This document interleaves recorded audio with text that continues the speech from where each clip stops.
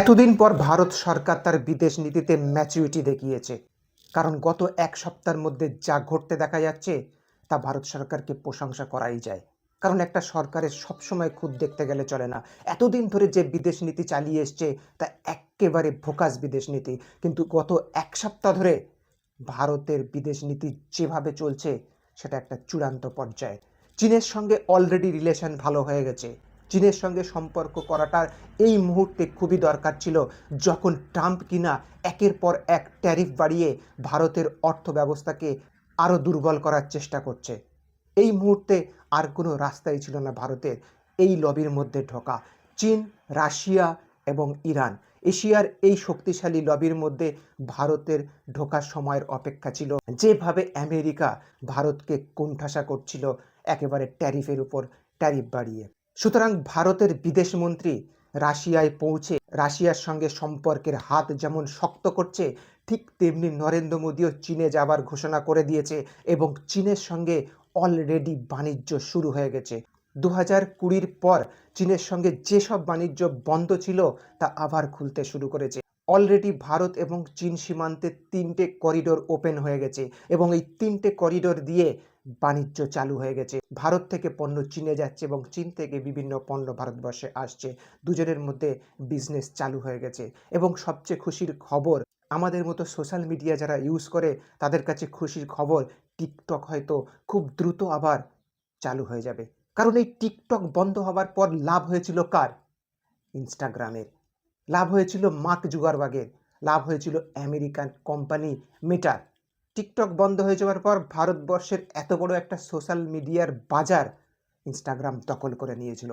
খুব দ্রুত ক্রিয়েটাররা বিকল্প পথ দেখে ইনস্টাগ্রামে হামলে পড়েছিল এবং ইনস্টাগ্রাম 2020 পর থেকে প্রচুর রেভিনিউ জেনারেট করে। টিকটক কিন্তু বহু ক্রিয়েটারদেরকে, বহু বাচ্চা বাচ্চা ছেলে মেয়েদেরকে বা অল্প বয়সী ছেলে মেয়েরা যারা টিকটকে ভিডিও বানাতো, শর্ট ভিডিও বানাতো, তারা কিন্তু অনেক টাকা রোজগার করতো। কারণ টিকটক প্ল্যাটফর্ম লয়ালভাবে ক্রিয়েটারদের প্রচুর টাকা দিত। কেউ কেউ লক্ষ লক্ষ টাকা, কোনো কোনো ক্রিয়েটার তো কোটি কোটি টাকা পর্যন্ত টিকটক থেকে কামিয়েছিল। কিন্তু সেখানে মেটা, ইনস্টাগ্রাম এসে কি হয়েছে, তাদের প্ল্যাটফর্মকে উন্নত করেছে, তাদের প্ল্যাটফর্মের ব্যবসা দেখেছে, তারা বেশি বেশি বিজ্ঞাপন চালিয়েছে, কিন্তু ক্রিয়েটারদেরকে সেই হারে কোনো মুনাফা দেয়নি। সুতরাং চায়নার সঙ্গে সম্পর্ক যখন ভালো হচ্ছে তখন আবার আশা করা যাচ্ছে টিকটক আবার ভারতবর্ষের মার্কেটে চলে আসবে এবং অলরেডি তাদের ওয়েবসাইট ওপেন হয়ে গেছে, তাদের হোম পেজ দেখা যাচ্ছে টিকটকের। হয়তো এখনই অ্যাপস ডাউনলোড করা যাচ্ছে না, অনেকে চেষ্টা করছে ডাউনলোড করার জন্য প্লে স্টোরে গিয়ে, কিন্তু করতে পারছে না, কিংবা ভারতবর্ষের অফিসিয়াল কোনো এখনও ঘোষণা আসেনি।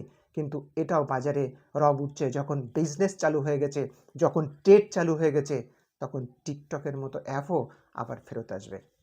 সুতরাং এই মুহূর্তে ভারতবর্ষের বিদেশ নীতি একটা চূড়ান্ত পর্যায়ে আছে। রাশিয়ার সঙ্গে, যেখান থেকে আমরা সবচেয়ে বেশি তেল আমদানি করি এবং সস্তায় তেল আমদানি করি, সস্তায় তাদের কাছ থেকে তেল নিয়ে থাকি, তার সঙ্গে সম্পর্ক শক্ত হয়েছে। সেখানে বিদেশমন্ত্রী জয়শঙ্কর গিয়ে পুতিনের সঙ্গে বৈঠক করছে। অর্থাৎ আমাদের বিদেশ নীতি এখন এমনই হওয়া উচিত, আমাদের যার কাছে খুশি তার কাছ থেকে তেল নেব। তুমি আমেরিকা কে হে? তুমি সেই 7 সমুদ্র 13 নদী পার থেকে এসে আমাদের হুমকি দেবে যে তোমরা রাশিয়া থেকে তেল কিনতে পারবে না, তোমরা ইরান থেকে তেল নিতে পারবে না, তো তাহলে তোমাকে এই ট্যারিফ চাপাবো, ওই ট্যারিফ চাপাবো, এই সাজা দেবো, ওই সাজা দেবো। আমেরিকা কে হে বাবা? তুমি তোমার চরকায় তেল দাও না কেন, আমরা কোথা দিয়ে তেল কিনবো তোমাকে দেখার দরকার নেই। সুতরাং আমেরিকার চোখে চোখ রেখে কথা বলতে হবে। তাই ভারত সরকার যেভাবে আমেরিকার কথাকে অগ্রাহ্য করে রাশিয়ার সঙ্গে সম্পর্ক বাড়াচ্ছে, রাশিয়া আমাদের পুরনো বন্ধু, রাশিয়ার থেকেই তো আমরা সমস্ত ডিফেন্সের মালজাল কিনি। তার সঙ্গে বন্ধুত্ব ভুলে গিয়ে কোনো লাভ নেই, কারণ আমেরিকা আজ আছে কাল নেই। আমেরিকা কারোর বন্ধু হতে পারে না। আমেরিকা যাত্রার সঙ্গে শত্রুতা করতে পারে, কিন্তু আমেরিকা তার ফায়দা ছাড়া কারোর সঙ্গে বন্ধুত্ব করে না।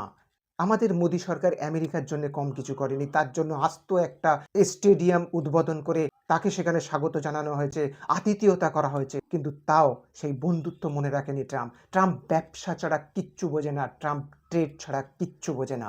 সুতরাং ট্রাম্পের সঙ্গে সম্পর্ক, আমেরিকার সঙ্গে সম্পর্ক রাখারই দরকার নেই, যেখানে আমাদের সঙ্গে এত বড় দুশ্মনী তারা শুরু করে দিয়েছে, আমাদের বিজনেস পণ্যের উপর এত এত % ট্যারিফ বাড়াচ্ছে।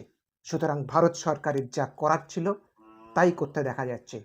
ইরান, রাশিয়া, চায়না লবির সঙ্গে ভারতকে অবশ্যই ঢোকার দরকার ছিল এবং আস্তে আস্তে ভারতবর্ষের বিদেশ নীতি সেই দিকেই এগোচ্ছে। এই লবির হাত শক্ত করার দরকার। পশ্চিমী দেশের তোয়াক্কা না করে এশিয়ার এই সব বড় কান্ট্রি যখন একসঙ্গে বড় একটা পাওয়ার হিসেবে দাঁড়াবে গ্লোবাল, তখন বিশ্বে আলাদাই একটা রাস্তা খুলে যাবে। হ্যাঁ, একসঙ্গে পাশাপাশি থাকতে গেলে প্রতিবেশী দেশগুলোর সঙ্গে অনেকটা খুঁটিনাটি লাগতেই পারে, যেমন আমাদের পরিবারেও প্রতিবেশীদের সঙ্গে টুকটাক লেগেই থাকে। কিন্তু তাই বলে যে চিরশত্রু হিসেবে ভাবতে হবে পার্শ্ববর্তী দেশকে, তা নয়। যখন যেমন পরিস্থিতি আসবে তখন তার সঙ্গে সেমনভাবেই চলতে হবে। আজ যেমন প্রয়োজন আছে চায়নার সঙ্গে হাতে হাত ধরে ব্যবসা এগিয়ে নিয়ে যাওয়া এবং রাশিয়া, চীন, ইরানের সঙ্গে আরও বন্ধুত্ব দৃঢ় করে এশিয়ার এই শক্তিশালী পাওয়ারকে আরও বিশ্বের দরবারে উপস্থাপন করা।